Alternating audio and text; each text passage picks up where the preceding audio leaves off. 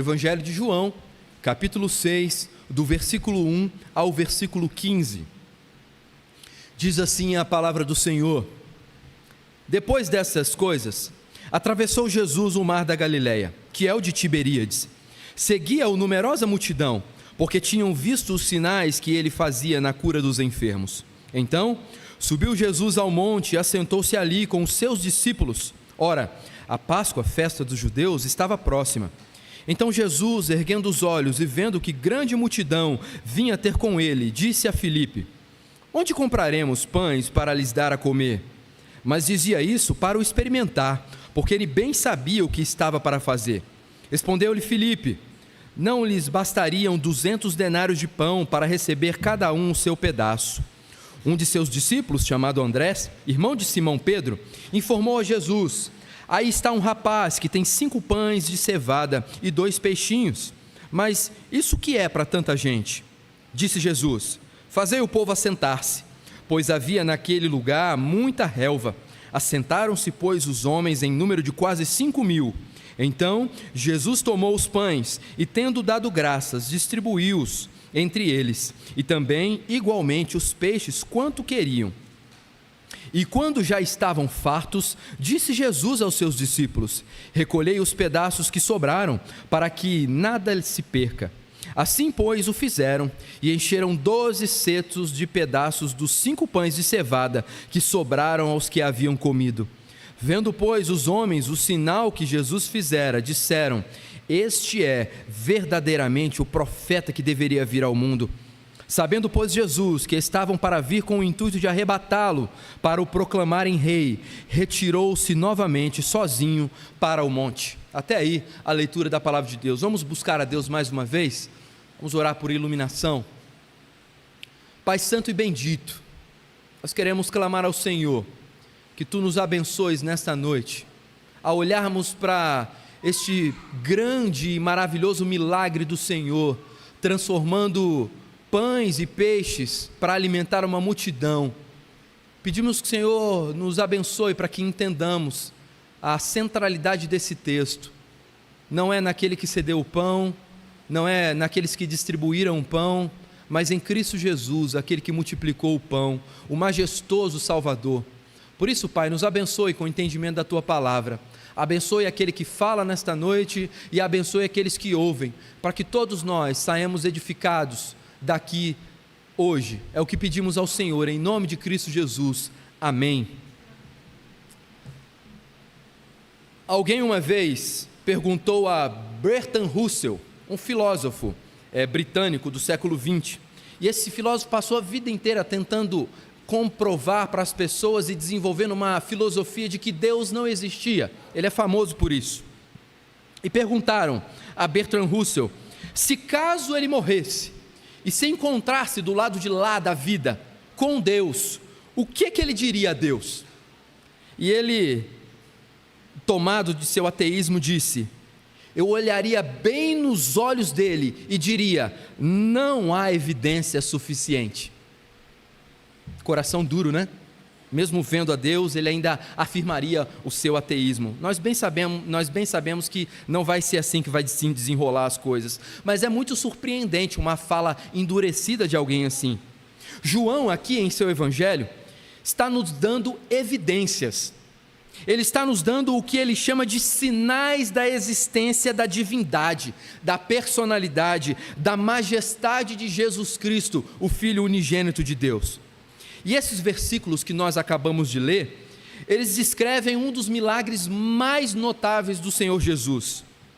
De todas as grandes obras que ele fez, nenhuma foi feita tão publicamente quanto essa aqui, quanto esse milagre, para tantas pessoas verem. E diante de tantas testemunhas também, e de todos os milagres relatados nos evangelhos, esse, juntamente com o milagre da ressurreição, é o único que aparece nos 4 evangelhos. Você vai olhar alguns, quando você lê uns textos, você às vezes lê e em cima está referências marcando que está em outro lugar, mas somente esse milagre e a ressurreição aparece em todos os 4 evangelhos. Nós temos aqui uma lição sobre o poder todo-poderoso de Cristo. Pode parecer meio redundante, mas é importante. O poder todo-poderoso de Cristo. Nós vemos o nosso Senhor Jesus alimentando 5.000 homens com 5 pães e 2 peixes. O que facilmente aqui, essa multidão, pode ser entendida como algo em torno de 10 a 12 mil pessoas, porque somente os homens foram contados, a estimativa. Então 5.000 homens poderiam facilmente ser 10 a 12 mil pessoas, entre mulheres e crianças. E a igreja primitiva, ela acreditava que havia algo nessa história que ensinava algo muito particular sobre Jesus. Anteriormente, no capítulo 5, nós vimos o terceiro milagre narrado por João.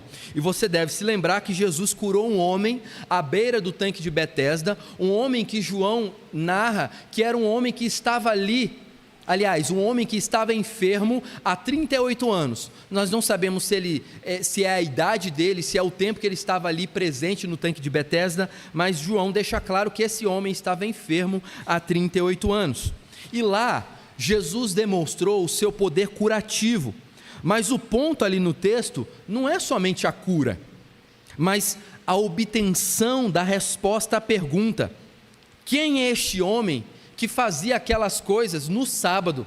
Lembra da pergunta dos judeus quando viram o homem carregando o seu próprio leito? Eles não, um homem daquela magnitude de doença há tanto tempo, certamente era alguém conhecido das pessoas daquela redondeza. E quando os fariseus, os homens do cenáculo, viram aquele homem carregando o leito, eles não fizeram a pergunta: quem que te curou? Eles perguntaram: quem te autorizou a carregar esse leito? E eles estavam fazendo a pergunta errada. E nós sabemos bem a resposta, nós já vimos isso, foi o próprio Deus, o Senhor do sábado. Agora no capítulo 6, nós temos mais 2 sinais que reivindicam mais uma vez algo da divindade de Jesus. A alimentação de 5.000 homens, que é o que a gente vê no capítulo 6, a alimentação de 5 ou 12 mil pessoas, a caminhada sobre o mar da Galileia. Mas eu quero que esta noite nós nos concentremos em Jesus, e quero que nós olhemos para os discípulos, e quero que olhemos para a multidão, e principalmente eu quero que nós olhemos para o anúncio que João faz aqui nesse texto. Que anúncio? O anúncio da majestade de Jesus. Esse é o nosso tema do sermão de hoje, anunciando a majestade de Cristo, é o nosso assunto. E todo anúncio, seja ele comercial, seja ele um anúncio, quando a gente vê aquele plantão da Globo, aquela musiquinha que até estremece o nosso coração, algo importante vai ser dito. Todo anúncio tem uma mensagem central. Veremos então que a mensagem, essa, em primeiro lugar, é a mensagem de anunciando a majestade de Cristo. Mas em primeiro lugar, eu quero que você perceba a compaixão de Jesus.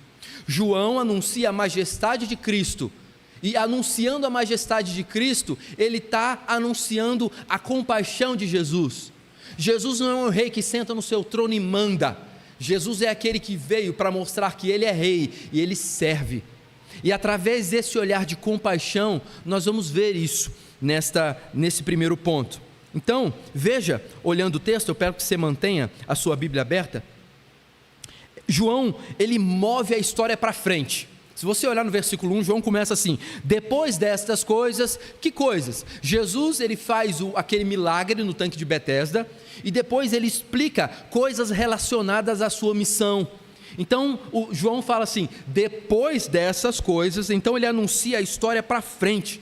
Ele sinaliza ao leitor que uma nova sessão no texto está começando. E mesmo sem João dar nenhuma indicação em relação ao tempo, os estudiosos da teologia vão afirmar que o milagre registrado no capítulo 6 ocorreu de 6 meses a 1 ano daquilo que é narrado no capítulo 5. Então, do último versículo aí, do versículo 47 do capítulo 5 até o 6:1, tem aproximadamente de 6 a 1 ano, 6 meses a 1 ano. Passou-se um tempo. Por que isso é importante? Porque a gente percebe que a dinâmica do texto, ela não é cronológica, por vezes é, mas há uma importância aqui narrativa, e o autor a importância, a centralidade do evangelho de João é mostrar que Jesus, ele é Deus. Então, todas as vezes que você vir algum texto relacionado ao Evangelho de João, essa é a tônica do texto. João está tentando mostrar que Jesus, ele é Deus. Mas também tem uma coisa importante no texto, que é a localização. E a localização é marcada pela citação do Mar da Galileia, ou seja, o Mar de Tiberíades. Herodes Antipas, ele construiu uma cidade e ele denominou a cidade deu o nome ela de Tibério César, que foi um imperador romano. E depois o próprio mar, por ficar perto dessa cidade, começou a ganhar um nome por algumas pessoas de Tiberíades. Imagina o lago daqui. Certamente aquela região tem um nome, mas cada pessoa às vezes chama aquela de um nome, né? Dependendo da sua cultura, dependendo da própria cultura familiar, tem um nome oficial e tem uns nomes que vão sendo dados. Mas, dito isso, eu quero que nós olhemos para Jesus. O que temos aqui é uma ilustração da compaixão de Jesus. E o motivo pelo qual Jesus cruzou o Mar da Galileia, que não era propriamente um mar, era um lago, não era um mar. Por que ele cruzou o mar, junto com os seus discípulos? É dito para nós, lá em Marcos, no capítulo 6, e também em Mateus 14, que os discípulos tinham acabado de voltar daquele primeiro comissionamento que Deus concedeu. Deus falou assim, vai às vizinhanças, às vilas e prega o evangelho. Se alguém não o receber, bate a poeira do pé e vai embora.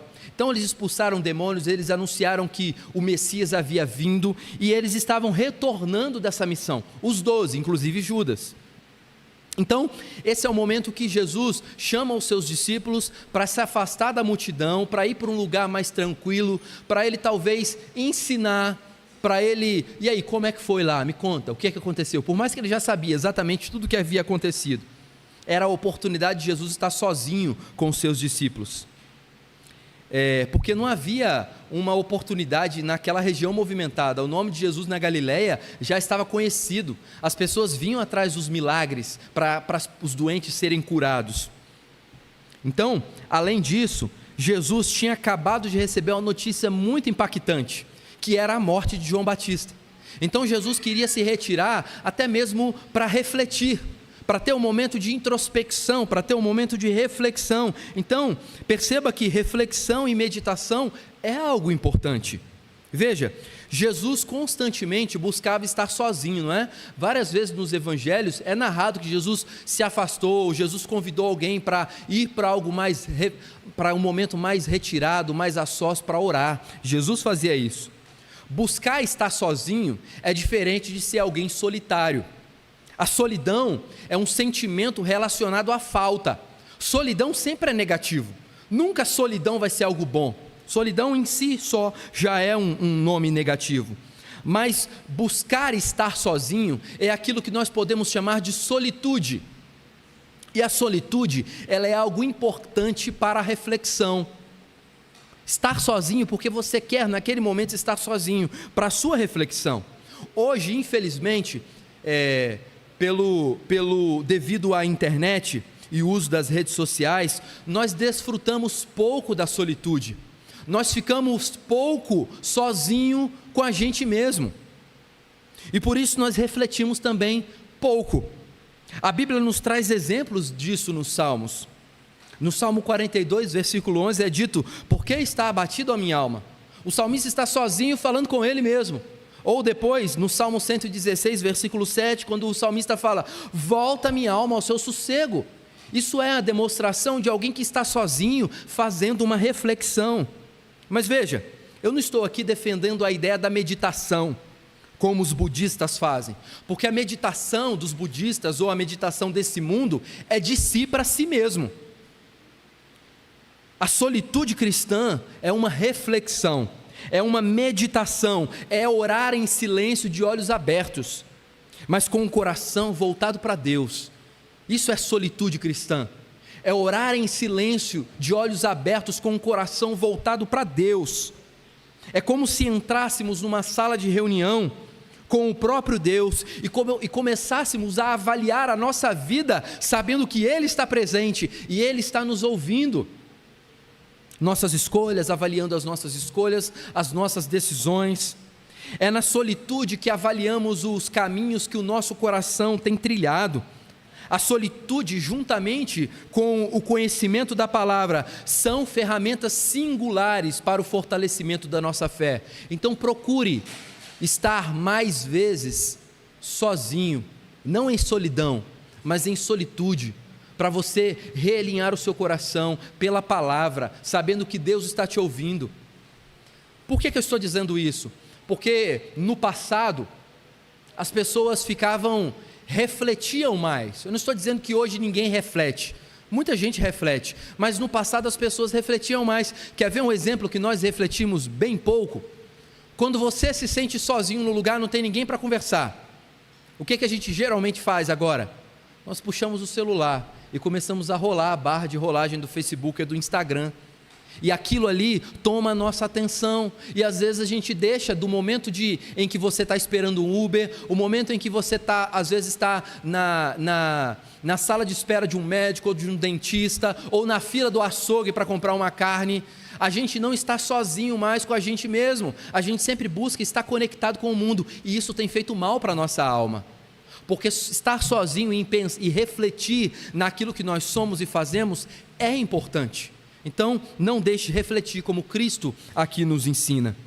E Jesus, ele buscou um lugar de descanso, mas não foi bem descanso que ele encontrou, não é? O texto nos mostra que não foi bem assim. Outros textos, os outros 3 evangelhos, sem ser João, Mateus, Marcos e Lucas, vão dizer que quando Jesus atravessou o mar, a multidão viu que Jesus tinha atravessado, e o mar tinha muitas ondas, então eles foram mais rápidos atravessando a pé, e quando Jesus chegou do outro lado, estava todo mundo lá de novo. E aí Jesus subiu num monte, não numa montanha muito alta, mas num lugar um pouco mais alto, para que a voz pudesse ecoar para as pessoas que estivessem embaixo, e ele começou a ensinar essas pessoas. E os outros evangelhos vão dizer que de repente já era tarde, e algum discípulo falou assim: Senhor, é melhor despedir esse pessoal aí, está ficando tarde e não tem lugar para comer aqui. E então Jesus faz o milagre, mas aqui João está narrando de uma outra perspectiva. É a mesma história sendo contada de uma perspectiva diferente. João quer mostrar a majestade de Jesus. Ele não está preocupado com quem foi o menino que deu a comida, ele não está preocupado com quantas pessoas estavam ali. É como se ele conta todas essas coisas, mas o foco de João é falar assim: olha o que Cristo fez. É isso que ele está preocupado, Então, o versículo 3, se você olhar comigo, nos diz que Jesus, ele subiu ao monte e assentou-se ali com os discípulos. E é provável aqui, meus irmãos, que a configuração da cena narrada por João tem a intenção de ecoar a cena do Monte Sinai. Porque vocês lembram o que é dito lá no finalzinho, no versículo de número 14? Vendo, pois, os homens o sinal que Jesus fizera, disseram: este é verdadeiramente o profeta que deveria vir ao mundo. Por que eles têm esse entendimento? Porque Moisés, lá em Deuteronômio, no capítulo 18, versículo 15, havia predito que um dia Deus enviaria um profeta semelhante a ele, e o povo deveria ouvi-lo. Então eles estão olhando para Jesus, estão falando assim: ó, ele é o profeta que Moisés falou. Só que nós vamos ver que o coração deles estavam caminhando por um lugar errado, e não para de fato o que Moisés queria dizer com isso. Então, é provável que a configuração dessa cena narrada por João tenha a intenção da parte do autor de ligar Cristo ao grande profeta do povo de Israel. Mas Cristo não era só um grande profeta, ele era o profeta. Lembra dos 3 ofícios de Jesus? Ele é rei, sacerdote e profeta. Ele é o profeta, ele é o rei, ele é o sacerdote. Então aqui João está fazendo esse link, e isso aqui é brevemente comentado lá no versículo 31 e 33, não vai dar tempo da gente olhar, mas depois você pode ler lá. E essa cena aqui, meus irmãos, ela remete à fala de Moisés, lá em Deuteronômio 18, 15, como eu já disse. E essa é a segunda das 3 Páscoas relatadas em João. João relata 3 Páscoas. Lembra, o ministério de Jesus se inaugurou com 30 anos e ele morreu com 33. Então ele passou 3 Páscoas depois do início do seu ministério. Essa aqui é a segunda que é narrada. E todas as 3 ocorrências da Páscoa apontam diretamente para a morte de Jesus. ou ocorrem no contexto da própria morte de Jesus, como é a terceira Páscoa, né? Cristo sendo entregue ali na Páscoa. E a Páscoa judaica, ela celebrou um evento do passado, do Êxodo antigo, mas também, como a gente já viu aqui nas quartas-feiras, ela forneceu o fundamento para o povo da esperança da libertação presente e a expectativa da chegada de um libertador. Aquele cordeiro que o povo comia na Páscoa apontava para Cristo, como o próprio autor aos Hebreus nos diz. Então o povo, ao olhar para Cristo, deveria ligar uma coisa com a outra. Você deve lembrar que os dois sacramentos do Antigo Testamento é Páscoa e circuncisão. Cristo, quando estabelece a nova aliança feita no seu sangue, ele atualiza isso. Ele fala assim: olha, a Páscoa agora não é mais comer o cordeiro, porque o cordeiro já se entregou. A Páscoa cumpriu o seu propósito. Agora vocês vão comemorar o dia do Senhor comendo a minha carne e bebendo o meu sangue. E é por isso que muitos cristãos do primeiro século foram acusados de canibalismo, porque eles ouviam dizer que os cristãos comiam a carne do seu Salvador, bebiam sangue, é uma coisa esquisita, né? Mas é um símbolo da carne, um símbolo do sangue. E esse fato explica muito da euforia demonstrada no versículo 15, porque os judeus queriam, depois que eles viram que aquele era o profeta que Moisés havia predito, eles queriam agora pegar Jesus, e a ideia do versículo 15 é que, mesmo se Jesus falasse não, eles iam tomá-lo à força e iam colocar ele no poder. Mas em vez de uma mera referência cronológica, esse detalhe, juntamente com a menção da montanha no versículo 3, governa toda a narrativa do capítulo 6 e estabelece Moisés e a Páscoa como o pano de fundo histórico do que haveria de vir. Porém, uma pergunta ainda não foi feita, e quando uma pergunta não é feita, consequentemente ela não é respondida. Mas a pergunta é: por que essa numerosa multidão estava ali, seguindo Jesus? Sim, ele era o profeta anunciado por Moisés em Deuteronômio 18:15. Mas será que aqueles que estavam ali tinham essa consciência?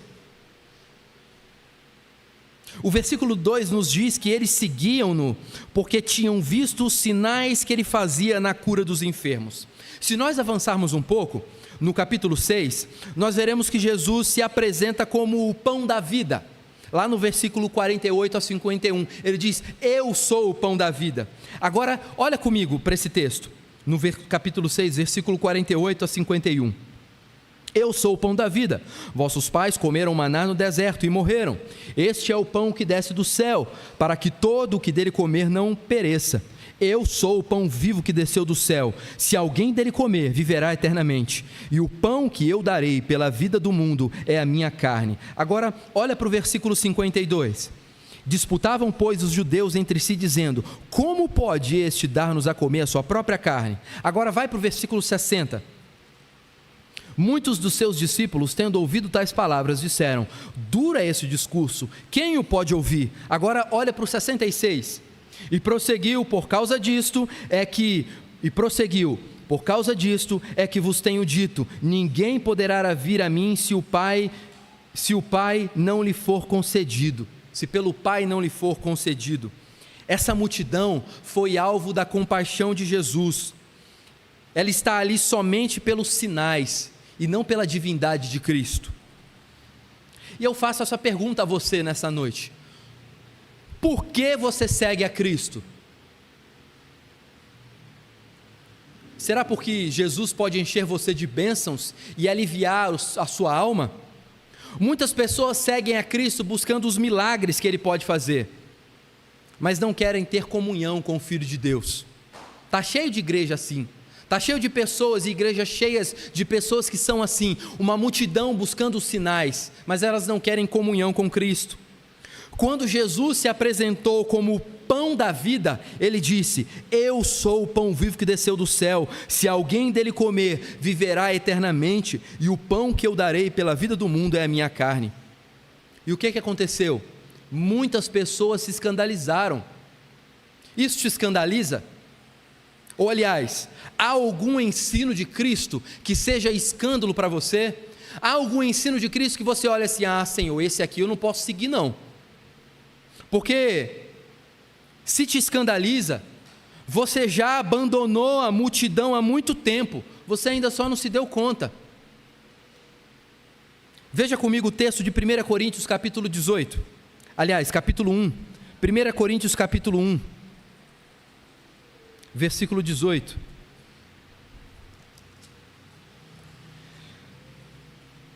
Certamente a palavra da cruz é loucura para os que se perdem, mas para nós que somos salvos, poder de Deus. Pois está escrito: destruirei a sabedoria dos sábios e aniquilarei a inteligência dos instruídos. Onde está o sábio? Onde o escriba? Onde o inquiridor deste século? Porventura não tornou Deus loucura a sabedoria do mundo? Visto como na sabedoria de Deus o mundo não o conheceu por sua própria sabedoria, aprove a Deus salvar os que creem pela loucura da pregação. Porque tanto os judeus pedem sinais, como os gregos buscam sabedoria, mas nós pregamos a Cristo crucificado, escândalo para os judeus, loucura para os gentios, mas para os que foram chamados, tanto judeus como gregos, pregamos o Cristo, poder de Deus e sabedoria de Deus, porque a loucura de Deus é mais sábia do que os homens, e a fraqueza de Deus é mais forte do que os homens. Lembre-se, estreita é a porta e apertado o caminho que conduz à vida, e são poucos os que se acertam com ela. Mateus 7, versículo 13 e 14. Se você tiver que abandonar algo, não abandone a Cristo, abandone o pecado, abandone a multidão desse mundo, mas continue a seguir a Cristo, não pelos milagres que Ele pode fazer, mas porque Ele é o pão da vida, Ele é a porta estreita, Ele é o caminho, Ele é a verdade, Ele é a vida. Só nele repousa a vida eterna, e é por isso que você deve seguir a Cristo. Mas meditando nesse texto, nessa semana, eu fiquei surpreso com uma coisa da qual eu não lembrava. Às vezes quando a gente volta a ler um texto, a gente depara, puxa vida, eu não lembrava disso aqui. Ou eu não achava que isso tinha sido dessa maneira, na minha cabeça parecia que era alguma coisa diferente. E eu fiquei surpreso com uma coisa. Jesus, Ele avista a multidão, e Ele poderia tê-los despedido a tempo, para que eles fossem para suas casas, para que eles comprassem comida nas vilas, quando eles passassem por algum lugar. Afinal, era só uma refeição, ninguém morre por deixar de fazer uma refeição. Mas Jesus não faz isso. Jesus nos mostra aqui algo importantíssimo. Ele mostra a sua preocupação com coisas triviais, com coisas pequenas. Esse é o Deus que nós temos. É o Deus que se preocupa com coisas pequenas. Por quê? Porque você está com Ele. Porque você está com Ele. Ele está preocupado com a comida, Ele está preocupado com o seu bem-estar, Ele está preocupado com a sua provisão. Sim, a preocupação maior dele é com a formação do seu caráter espiritual. Ele não te promete bênçãos, mas Ele quer que você se alimente bem. Ele quer que você tenha uma vida agradável, Ele quer que você desfrute de família. Ele está preocupado em alimentar essa multidão. Isso aqui, meus irmãos, é uma ilustração da compaixão de Jesus, mas também é uma ilustração de como Jesus atenderá às menores coisas em nossa vida. Talvez tenha algo aí que está incomodando você hoje, lá no coração, sabe aquela coisa que você não tem coragem de falar para ninguém? Talvez tenha algo que esteja te incomodando, e talvez você possa pensar assim: eu não vou ocupar Deus com isso não, afinal de contas é tão pequeno, é uma coisa que eu posso conviver. Não faça isso, não faça isso. Deus é um Pai presente, e Ele quer participar de cada detalhe da sua vida, não importa se é grande ou pequeno. Ele fica feliz com as suas vitórias, e Ele se entristece juntamente contigo com as suas derrotas. Ele está contigo todo o tempo. Na verdade, Deus já participa de tudo, Ele já está atento, mas Ele quer que essa atenção na sua vida seja uma presença intencional. Ele quer que você saiba que Ele está contigo. O Jesus que alimentou a multidão é o Jesus que é o seu Salvador, e Ele é o Deus que quer tratar dos seus sentimentos. Ele é o Deus que quer ver o seu casamento feliz. Ele é o Deus que quer ver você feliz. Ele é o Deus que quer ver você, jovem solteiro, com famílias e filhos. Mas Ele é o Deus que quer que o seu coração seja alegre, mesmo antes disso chegar. Porque aquilo que te define não é o que você vai ser no futuro. Não é se você um dia vai ser mãe, ou se você vai ser esposa, ou se vai ser isso ou aquilo. O que te define é a sua identidade no agora. E o que você é agora? Um filho de Deus. Aquilo que te define é o que você é em Cristo. As coisas que podem te definir nessa terra são todas transitórias. Você pode ser um gerente da Caixa Econômica num dia, e uma semana depois ser um lavador de prato na cafeteria do filho.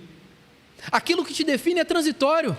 Você pode ser um chefe de uma grande empresa, mas de repente você pode talvez um dia se ver com a roçadeira roçando o terreno da igreja.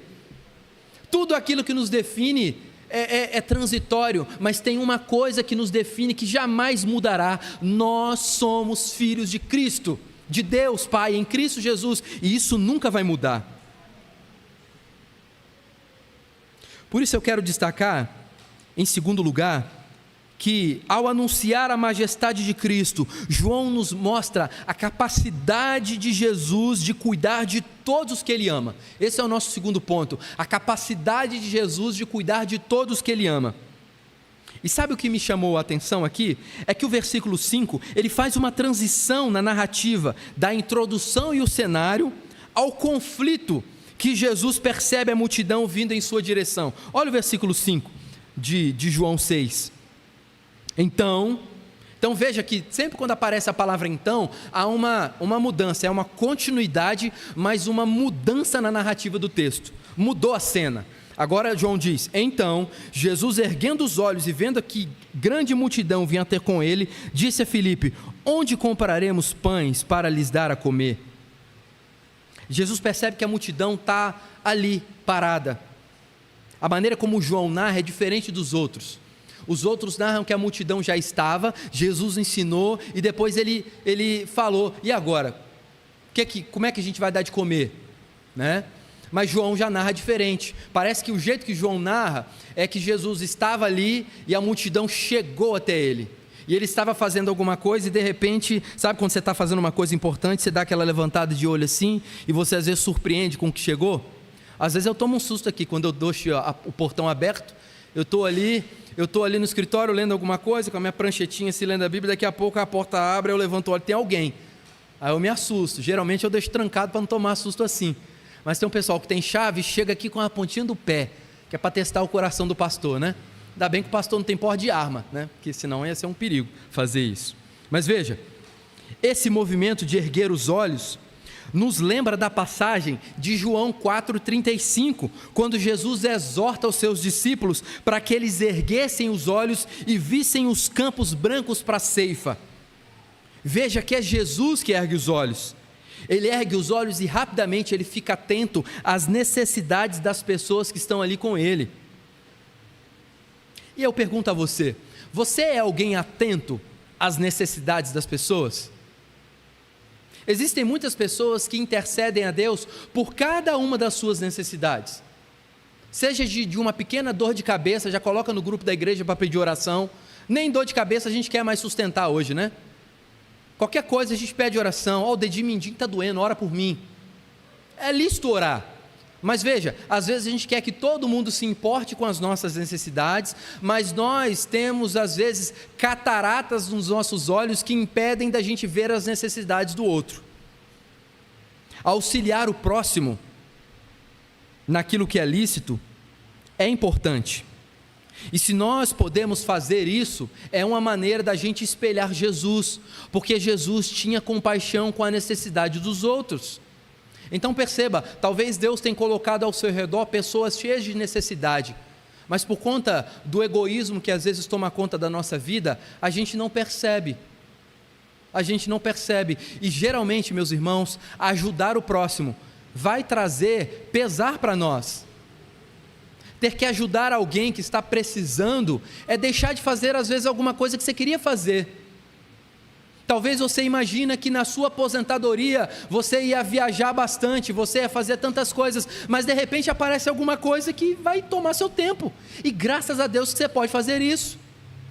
Talvez você estava ali com um recurso guardado, porque você queria no final do ano juntar para fazer uma viagem, mas de repente aparece alguém com uma necessidade, e você vai ter que ajudar. Se você tem, amém.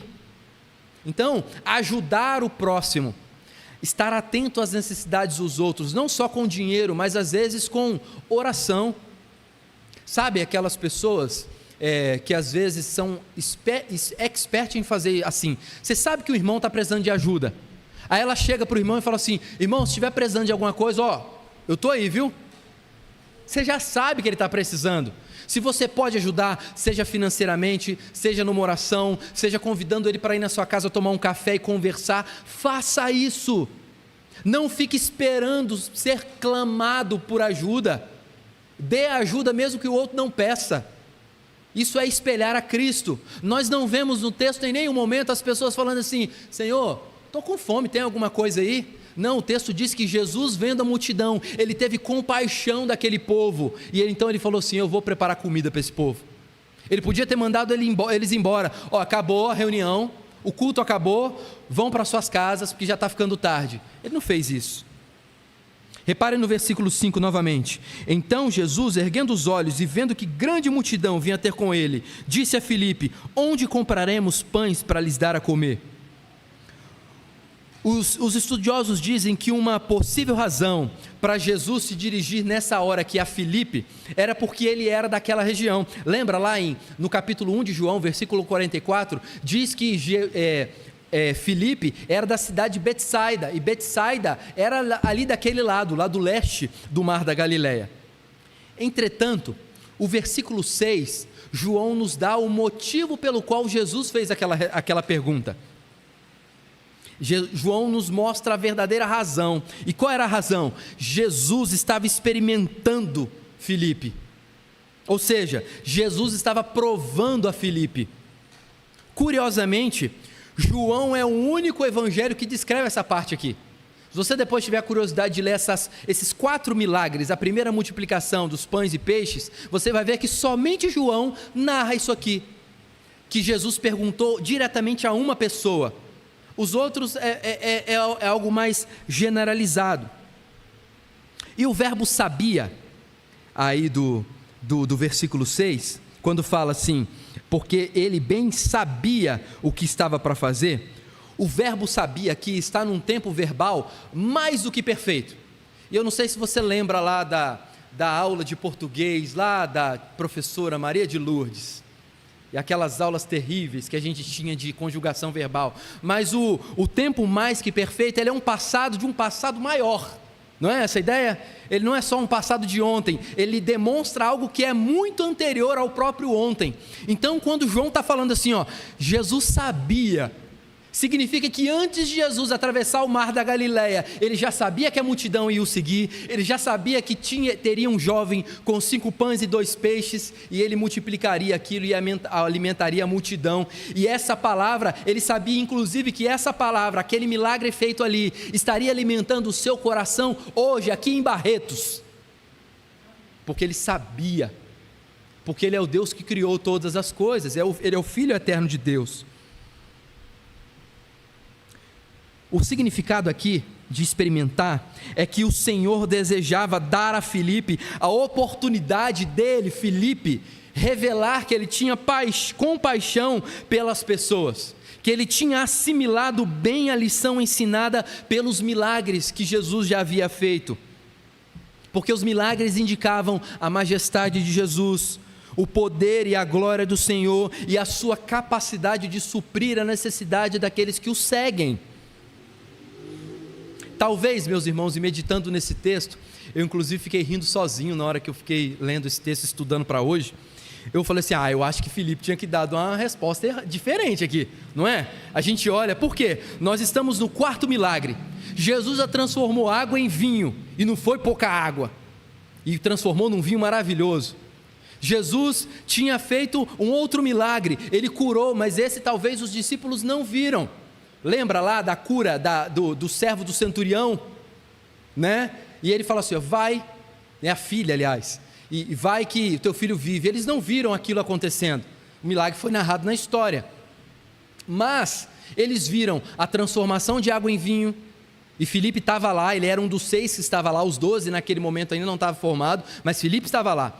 Depois ele viu a cura de um homem de 38 anos com a perninha fininha, mirrada. Esse homem ficou de pé, pegou o leito e carregou. Isso é sinal que não é que a perninha ficou fraca e de repente ela levantou e ele foi cambaleando. É sinal que uma perna fininha ganhou músculo e ele saiu andando. Talvez o milagre é muito maior do que a gente imagina, porque alguém com 38 anos sem andar já desaprendeu como anda. A gente às vezes fica sentado no sofá, sentado em cima da perna, quando a gente levanta a perna parece ficar boba, né? Aí dá aquela dor terrível, parece que a gente vai morrer, aquela dor, aí você fica balançando a perna, a câmera passa, e você fala, isso aí que bom. Veja, 10 minutinhos ou 20 minutos você fica sentado em cima da perna, a sua perna já esquece como ela anda. Imagina 38 anos, então o milagre foi algo esplendoroso. E eu fiquei imaginando assim, quando Jesus fez essa pergunta para Filipe, como é que a gente vai dar de comer para esse povo todo, Filipe? Aí o Filipe, eu imagino, aqui abre aspas, viu, pastor Bruno, não está no texto bíblico, Senhor, eu te vi transformar água em vinho, eu vi o Senhor levantar um cara com as pernas ralinhas, e ele saiu correndo com a maca dele, o Senhor pode alimentar esse povo, basta o Senhor querer. Não parece que era isso que Jesus esperava de Filipe, ou de todos os seus discípulos? Mas não é isso que ele responde, não é isso. O propósito da pergunta de Jesus nunca foi saber onde existia padaria ali naquela região para comprar tanto pão, ou talvez Jesus não estava confuso do que ele iria fazer, mas na cabeça de Filipe parecia que Jesus estava confuso, parecia que Jesus ainda não sabia o que fazer, tanto que ele começa a calcular quanto de dinheiro era necessário para comprar pão para tanta gente, e ele dá uma olhada naquela quantidade de pessoas, fala, aqui estão 5.000 homens, 12.000 pessoas, olha, 200 denários eu acho que daria ou não daria. 200 denários era o salário, um denário era o salário de um dia de um trabalhador comum daquela época. 200 denários, tirando aí os fins de semana e as festas, 200 denários era algo equivalente ao salário de 8 meses de uma pessoa. Imagine o salário de 8 meses de uma pessoa para comprar pão. E essa pergunta que Jesus faz a Filipe é uma pergunta que poderia ser feita a você nesta noite. Onde vamos encontrar pão para tanta gente? É uma pergunta que diz mais do que propriamente ela diz com palavras, porque o significado da pergunta é: Jesus é grande o suficiente na mente de Filipe para alimentar a multidão? E está aqui um problema, está aqui um grande problema, um enorme problema, está aqui uma dificuldade real. Será que existe nessa vida algum problema grande demais para Jesus administrar? Será que existe? Por vezes nós ficamos desanimados, ficamos derrotados, ficamos abatidos, porque achamos que o problema que está diante de nós é grande demais para Jesus. Foi isso que Filipe fez quando calculou os 200 denários. Será que é isso que você está fazendo diante dos seus problemas? Tentando calcular as possibilidades e chegando no final com desânimo, não tem o que fazer. Sabe, essa história é como tantas situações em nossa vida, não é mesmo? E na vida da igreja também. Um problema surge, uma dificuldade surge, e não temos os recursos para enfrentá-la, ou para enfrentá-lo. Não temos os meios, não temos os dons, não temos a capacidade, não temos o recurso financeiro, não temos a mão de obra, não temos a habilidade. É um problema que é grande demais para nós. Exatamente. E é a extremidade do homem que é a oportunidade para Deus. Quando nós nos deparamos com todas as nossas possibilidades e ideias frustradas, é aí que é como se Deus dissesse: agora você vai ter certeza de que quando essa situação ser transformada, foi eu, não foi o poder da sua sabedoria, do seu planejamento, foi o próprio Deus. Onde vamos encontrar o suficiente para alimentar as pessoas? Nas mãos de Jesus. Essa é a resposta certa. Essa passagem está nos ensinando que não importa o que seja, não importa o problema, onde o Evangelho de Jesus não possa lidar. Qualquer problema, qualquer vida pode ser transformada pelo poder do Evangelho de Jesus. Seja os problemas dessa cidade, seja os problemas da nossa nação, seja os problemas do Estado, os problemas da sua família.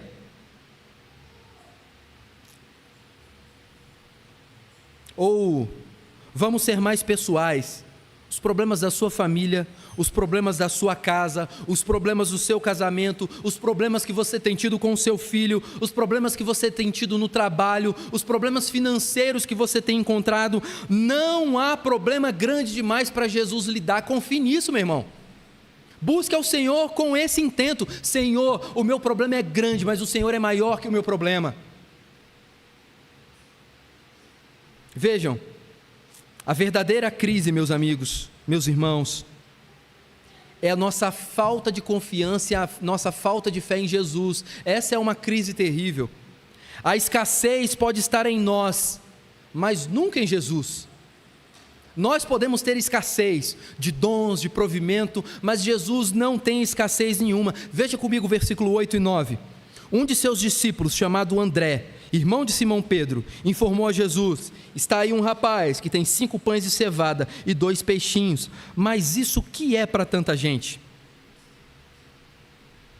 Fica evidente nesse texto que a fé dos demais discípulos, e aqui está o colegiado, está os 12, Judas está aqui também, a fé dos 12 discípulos não era em nem um pouco diferente da de Filipe, porque veja, Filipe tentou calcular um dinheiro necessário que eles não tinham, eles não teriam, e ele fala assim, é como se Filipe falasse assim: nem se a gente tivesse 200 denários a gente tinha como comprar pão para tanta gente, e eles não tinham dinheiro.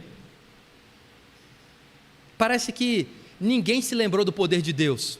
E aí você pode falar assim: você lembra quantos milagres de multiplicação teve nos evangelhos? Teve 2, de pães e peixes. E aí, se você tiver a curiosidade depois de ler o segundo, nos 3, que João já não narra mais, você vai perceber uma coisa terrível.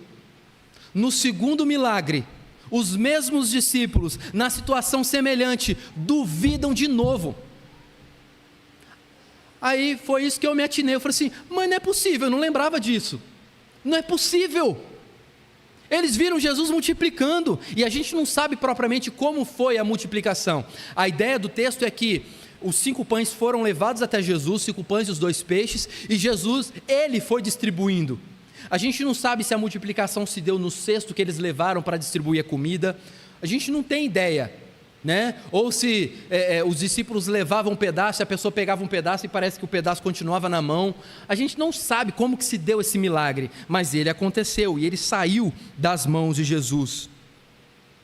André considera os 5 pães apenas 5. André considera os 2 peixes apenas 2. E a multidão enorme e faminta não considera Jesus em seu poder e amor. E ele exclama: o que é isso para tanta gente? E tal como André falou, também pensavam os demais discípulos.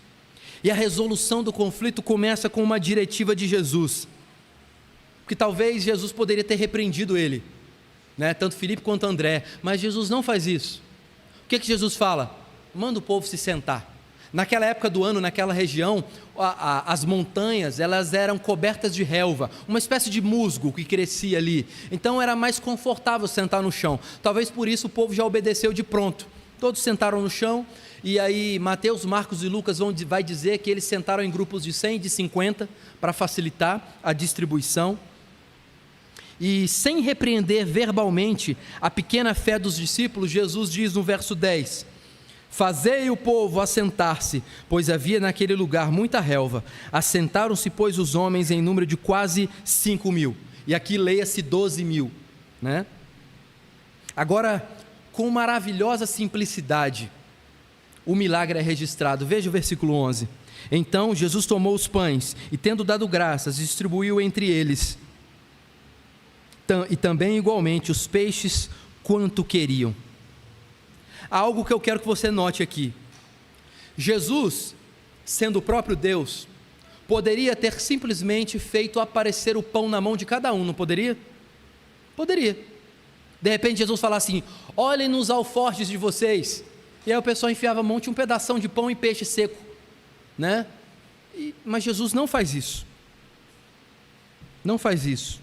Ele pega os 5 pães, ele pega os 2 peixes, e o texto nos informa que foi um jovem, um garoto. E aí você certamente já deve ter escutado alguma pregação na sua vida enaltecendo esse garoto, mas João não quer saber desse menino. Talvez no céu você vai ter essa preocupação. Gente, deixa eu fazer uma pergunta aqui: quem foi o menino lá na primeira multiplicação de Jesus? Eu queria te conhecer. Aí de repente vem um rapaz: fui eu. Conta para mim como é que foi.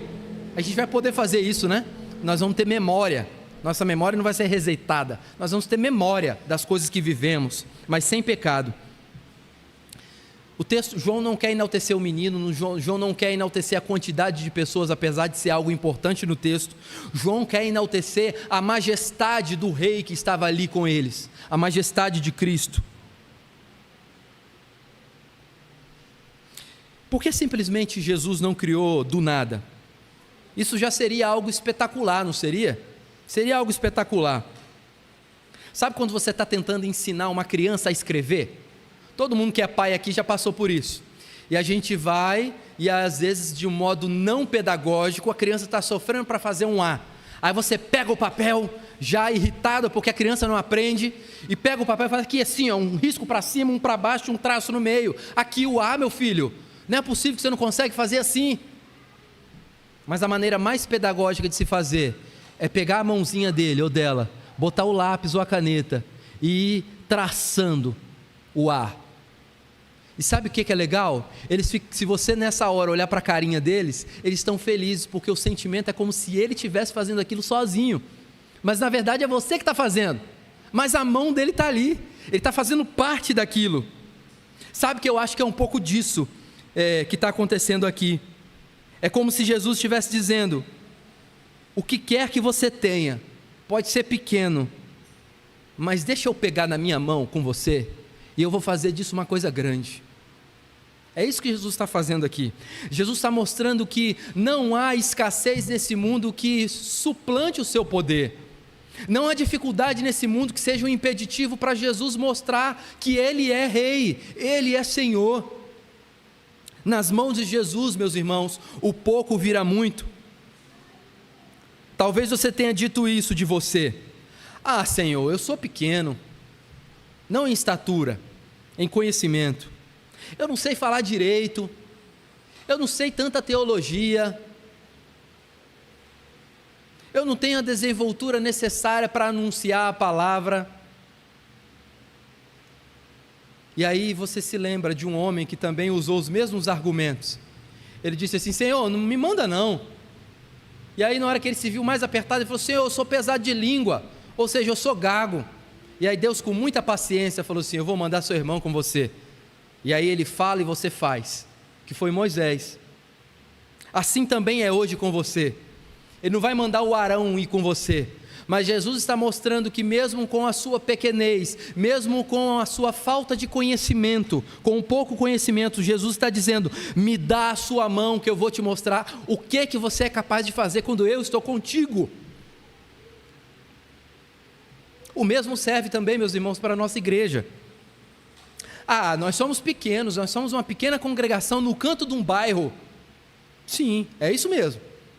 Ah, a gente já está aqui há 25 anos e até hoje a congregação não encheu.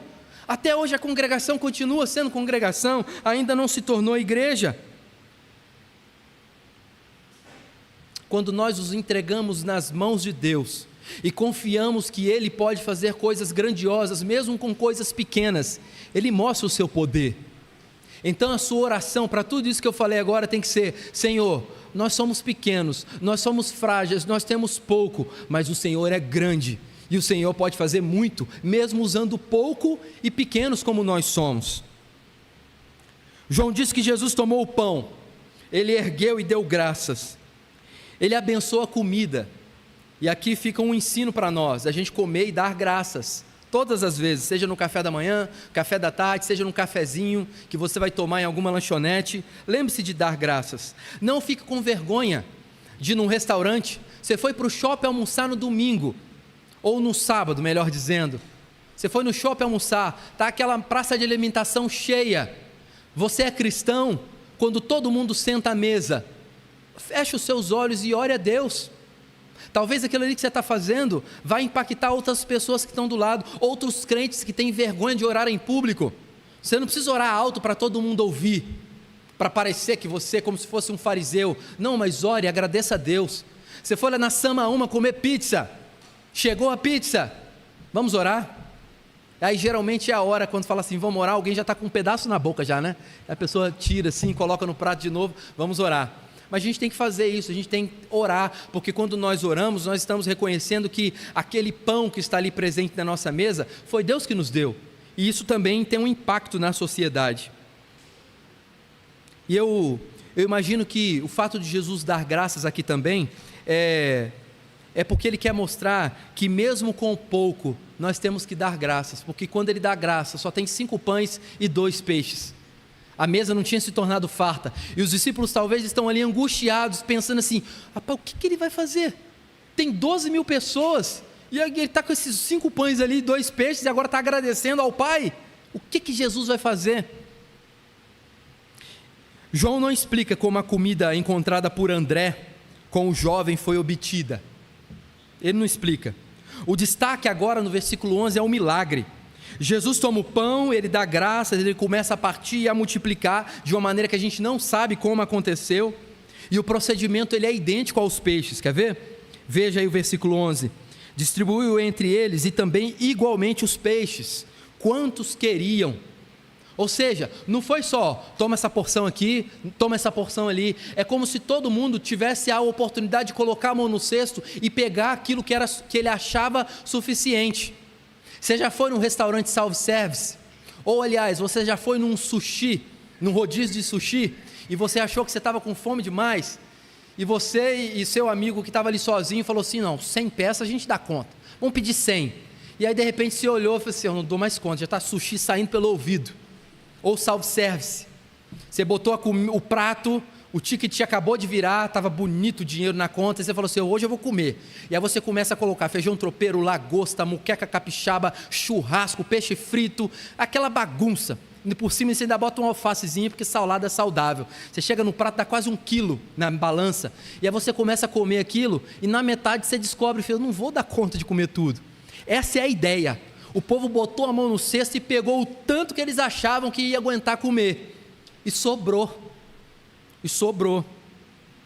Na continuidade do versículo 12, é dito que depois de todos estarem satisfeitos, veja o versículo 12, e quando já estavam fartos, disse Jesus aos seus discípulos, recolhei os pedaços que sobraram, para que nada se perca. A ideia aqui do versículo 12 de pedaços, não é migalhas, não é você comer, imagine um pão de forma, e aí sobrou um pedacinho. Jesus não está preocupado, não é essa ideia de pedacinho, de migalhas, de migalhazinha que a gente dá para os pássaros, não é isso. A ideia é que pedaços grandes de pão e de peixe sobraram.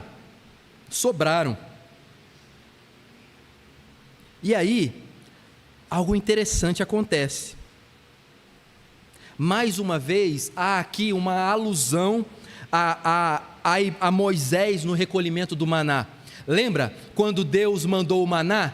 E a ordem era, peguem somente aquilo que é necessário, e no dia de sábado eu vou mandar porção dobrada, para que vocês descansem no dia do Senhor. Deus não mandava o maná no dia do Senhor, e teve gente que duvidou, teve gente que não, já que tem muito, maná era tipo uma sementinha de coentro, que o pessoal pegava aquilo, amassava e fazia pão, e comiam, né? Foi o alimento deles por 40 anos, e aí veja, você deve se lembrar na história, que aqueles que pegaram a mais, o que aconteceu com o que sobrou? Apodreceu, porque o povo tinha que entender que eles deveriam pegar somente aquilo que é suficiente. Isso nos ensina um princípio, que recursos infinitos não são desculpa para desperdício. Esbanjar é pecado. Devemos aprender com isso a sermos frugais como que o Senhor nos fornece. Deus te deu dinheiro, Deus te deu uma profissão que faz com que você tenha recursos na conta. Não viva por tudo aquilo que Deus te deu. Você tem dinheiro na conta, isso é bênção de Deus, mas tenha uma vida simples, poupe para o futuro. Não seja aquele que ano a ano troca de carro, porque afinal de contas você tem muito dinheiro para fazer isso. Se você puder fazer, amém, faça isso. Deus quer que você viva feliz com um carro novo, isso é bom, mas não se coloque em dificuldades, porque tentando esbanjar para pessoas que você nem conhece, ou tentando viver uma vida que talvez você gostaria de viver, mas que o seu recurso não é suficiente. Mas isso também nos mostra um outro ponto interessante, que como o Senhor provê para aqueles que o servem. Talvez ao longo da sua vida você tenha passado dificuldades e necessidade, mas você sempre teve com o que comer. Talvez você em alguns momentos não teve aquilo que você gostaria de comer, mas o alimento sempre esteve presente, e isso é bênção de Deus. Agora veja comigo o versículo 13. Assim, pois, o fizeram, e encheram 12 cestos de pedaços dos 5 pães de cevada que sobraram aos que havia comido. O versículo 13 nos informa que pedaços grandes de pães sobraram, e eles encheram quantos cestos? 12 cestos. O simbolismo dos 12 cestos não é algo fácil de ser explicado. Existe uma sugestão de que os 12 cestos simbolizam as 12 tribos, com a marca de número 12, ou até mesmo os 12 apóstolos. Mas há um referencial muito mais próximo aqui, uma ideia que eu quero trazer para os irmãos, que é muito mais próximo daquilo que eu acredito que João está querendo nos dar, que é o símbolo pretendido. Lembra que os discípulos haviam duvidado? Filipe, André e todos os outros 10, os 12 duvidaram. E agora Jesus está fazendo assim, aqueles que duvidaram que Jesus conseguia alimentar a multidão, Jesus está fazendo que cada um carregue um cesto. Não é interessante? Cada um daqueles que duvidaram que Jesus poderia alimentar, carregou um cesto cheio de pão. Um cesto cheio de pão. O peso que eles tiveram que carregar nos braços, o incômodo, talvez a gente não sabe para onde Jesus propriamente foi dali. Aquilo lembrava a eles, puxa vida, eu duvidei. E olha o tanto de pão que sobrou aqui. Jesus de fato é o profeta, Ele é o grande Senhor. Mas há uma coisa importante para observarmos no texto, que é o contraste do verbo ver ao longo da passagem. Volte lá para João no capítulo 6. Veja no versículo 2, quando fala assim: seguiu numerosa multidão porque tinham visto os sinais. Agora olha o versículo 5.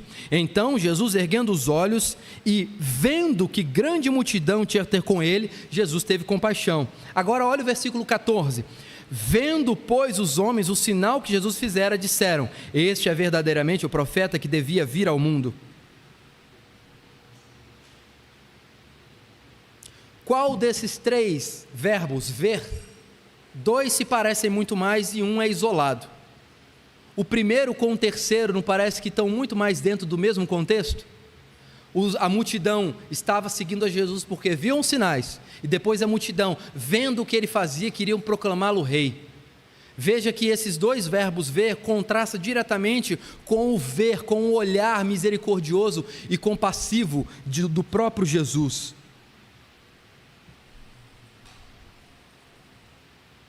Lembra que Moisés havia dito em Deuteronômio 18:15 que viria um profeta semelhante a ele, e que o povo deveria ouvi-lo? Sim, esse era Jesus.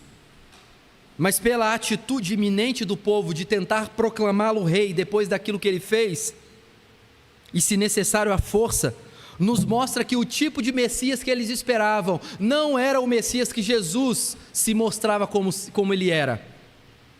Eles queriam um Messias guerreiro. Mas tão logo foi esclarecido a eles que o seu herói não era de forma alguma o que eles imaginavam ser. Eles queriam um Messias guerreiro, mas o Messias verdadeiro era espiritual.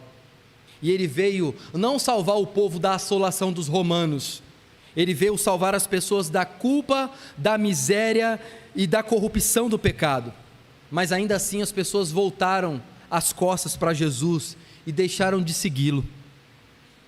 E eu quero concluir, meus irmãos, dizendo que eu não sei por que você está aqui hoje.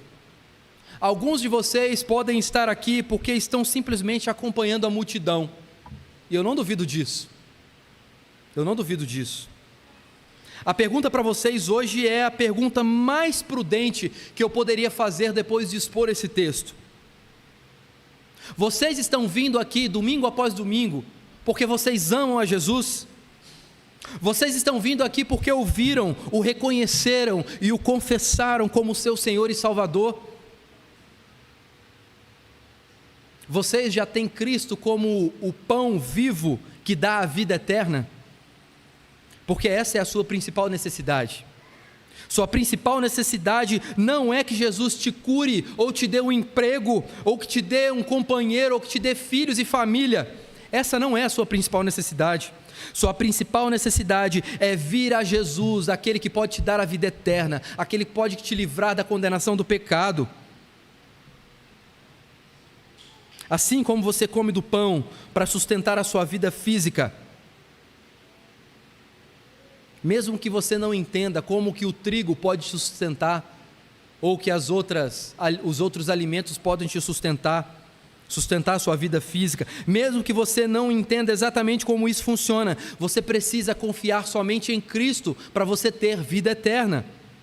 Ele prometeu lá em João 6,35, eu sou o pão da vida, aquele que vem a mim não terá fome, e quem crê em mim nunca terá sede. Ele está dizendo de modo espiritual, aquele que busca Deus através de Cristo Jesus, tem a fome da alma saciada, tem a sede da alma saciada. Se você confiou em Cristo, minha preocupação para você é que você se ofereça a Ele para ser usado, para suprir as necessidades dos outros. O Senhor quer usar você para levar o pão da vida para outras pessoas, seja para companheiros crentes, seja para pessoas que ainda precisam ouvir do Evangelho, que não conhecem o Salvador. Por isso, meus irmãos, não vivam para si mesmos, viva para ser usados por Deus, e você ficará satisfeito e cheio do pão vivo para si mesmo. Lembre-se, João quer nos mostrar a majestosa vida de Jesus, e de fato Jesus é majestoso, ele anuncia a majestade de Cristo, e de fato Jesus é majestoso, mas esse Jesus majestoso é um Jesus que tem compaixão dos seus, e é um Jesus que cuida dos seus, e é esse Jesus ao qual nós servimos. Que Deus nos abençoe, amém.